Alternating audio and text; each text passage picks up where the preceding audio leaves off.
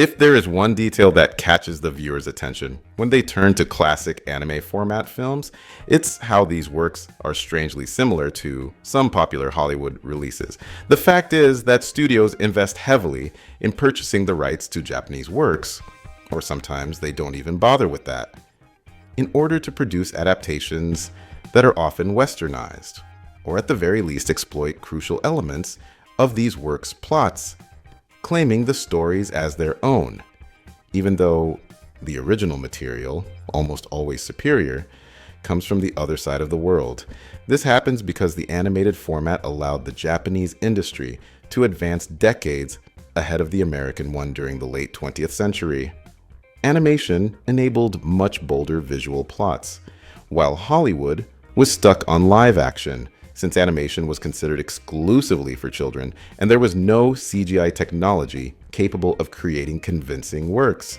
However, with the cinematic investment boom of recent decades, that industry evolved, and with it, its graphic technology, and many works that were originally written in anime format have already been westernized, such as Death Note, Ghost in the Shell, and Dragon Ball, to name just a few. Perfect Blue is a Japanese film from '97, directed by the cult auteur Satoshi Kon, and it became an almost instant masterpiece of psychological suspense. The major comparison for this film is with the also famous 2010 psychological film Black Swan, directed by Darren Aronofsky. The similarities between the two works were no accident, because Aronofsky bought the adaptation rights to the anime in the West in order to produce his own, even though he didn't make a direct adaptation, thereby taking only the core of the plot without referencing the original material.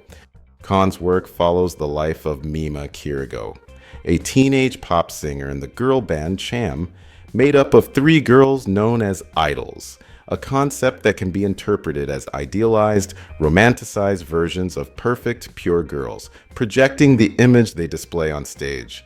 On the advice of her corrupt agent, Mima leaves the group at the very beginning of the story to pursue an acting career, thus seeking a longer-lasting path in the entertainment industry and also greater financial reward. However, what begins as a journey of personal fulfillment and self-discovery soon turns into a fight for the character's survival and sanity, because her fans do not take this transition well, and neither does she herself. The film was defined by specialized critics as a powerful reflection on complex psychological issues such as dissociation, paranoia, loss of identity, and the culture of fame.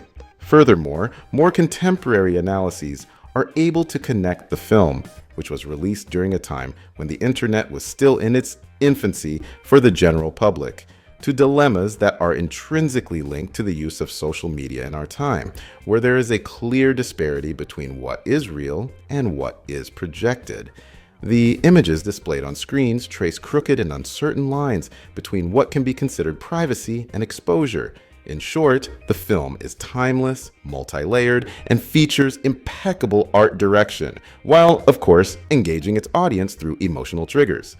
The first sign of her mental health decline emerges after her transition into acting, when she begins to develop paranoia, believing she is being followed or watched in her own apartment. This escalates into a case of dissociation from reality, as the character can no longer distinguish what is real and private from what was merely performed on a studio set. This becomes the main narrative device of the film, to confuse both the character and the viewer, because in countless moments it's unclear whether we are witnessing a dream, a scene being filmed, or real life.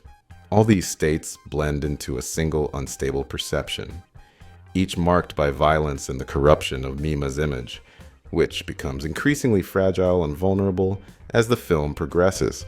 When she was an idol, and therefore an idealized figure of purity, a notion that was subconsciously shared by the character herself, the image of the pure girl was intrinsically tied to the way she perceived herself. Shattering that ideal meant shattering Mima's very personality, which is exactly what happens during the filming of a rape scene for the TV drama she's involved in. followed by a later erotic photo shoot. Since the girl's mental state was already deteriorating due to paranoia, breaking her self-perception also shattered her mind into different personalities. This explains her growing difficulty in remembering her actions and distinguishing the settings and events of her life, which forces her to fight against herself in order to preserve what she believed was real.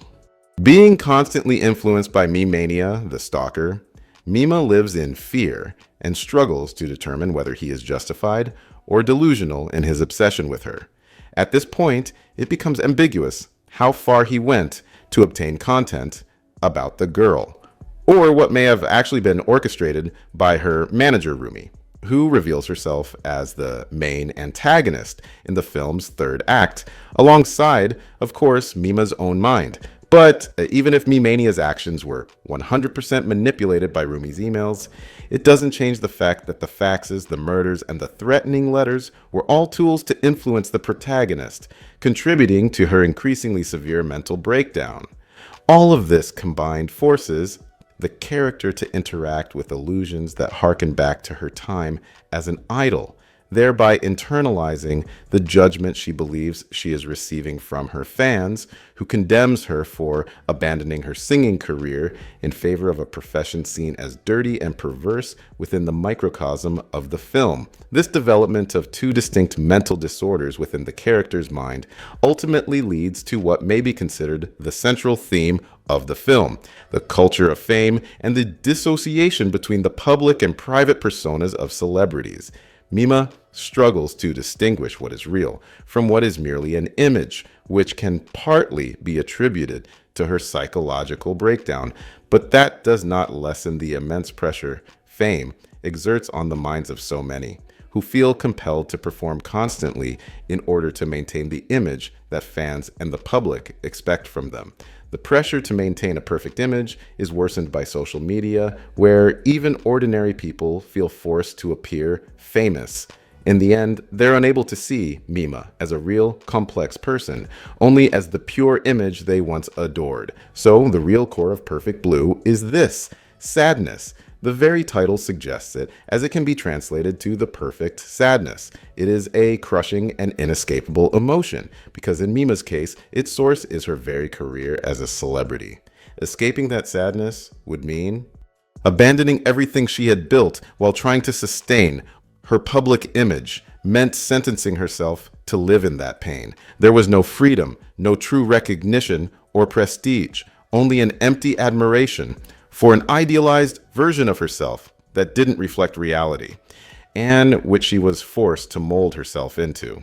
In the end, Mima wasn't an idol, an actress, or a psychotic girl. She was just a young woman trying to live her life as best she could, corrupted and exploited along the way, forced to meet the needs and desires of others while remaining unable to even recognize her own. And that's where the film can be brought into the present. Maybe the people who smile the most on social media are the saddest. Maybe the ones who flaunt the most are actually the poorest, because anyone acting solely to meet external expectations is not acting for themselves. And those who don't act for themselves are doomed to this eternal poverty and existential sorrow.